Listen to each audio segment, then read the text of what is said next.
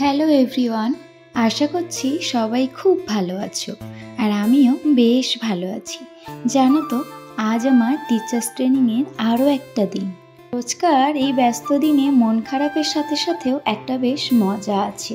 এই যে সকাল সকাল ঘুম থেকে ওঠা, তারপর জলদি জলদি ফ্রেশ হওয়া, মামামকে ফ্রেশ করে খাওয়ানো, এগুলো রোজকারের অভ্যাসে ভালো লেগে যায়।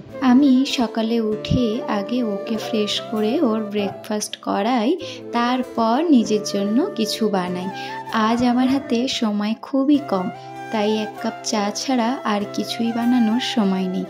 আর আমরা সবাই জানি উইন্টার ইজ কামিং, সেই জন্য প্রতিবারের মতোই আমি ওকে মধু খাওয়ানো শুরু করে দিয়েছি। আর জানো তো, এটা আমি নিজেও খাই। এটা আমাদের ঠান্ডা লাগার হাত থেকে অনেক উপকার আনে।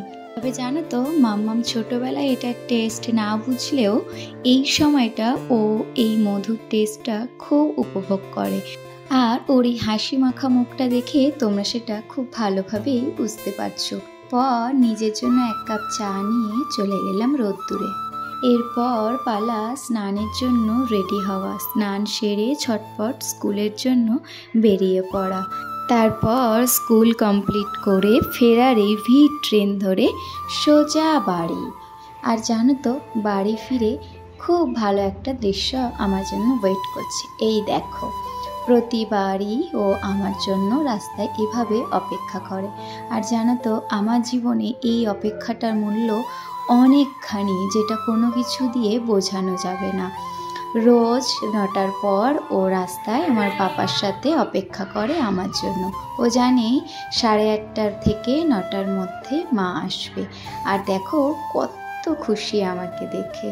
আমাদের জীবনে অনেকেই অনেকের জন্য অপেক্ষা করে, কিন্তু এই ছোট্ট খুদে বস তার মায়ের জন্য অপেক্ষা করার দৃশ্যটা একটা মায়ের কাছে ঠিক কতটা আনন্দের তা হয়তো ভাষায় প্রকাশ করা যাবে না।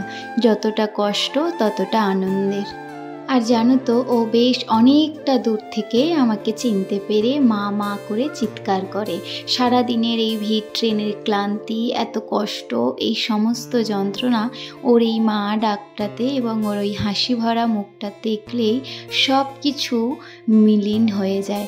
মনে হয় সারা দিনের কষ্ট এখানেই সাকসেসফুল হল। পর ফ্রেশ হয়ে ওকে খাইয়ে ওর ঘুম পড়ানোর জন্য তপস্যায় বসা।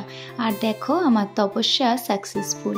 যেন ও সারাদিনের কত ক্লান্তি ছিল, যেটা ওর মায়ের বুকে এসে সব কিছু মুছে গেল। ওর এই মায়া ভরা মুখটা দেখে মনে হলো আমরা মা আর সন্তান দুজনেই সাকসেসফুল। তোমরা যারা আমার মতো ওয়ার্কিং মম আছো, তোমাদের সাথে রোজ এটা ঘটে কিনা অবশ্যই কিন্তু কমেন্ট করো। তাহলে আসি।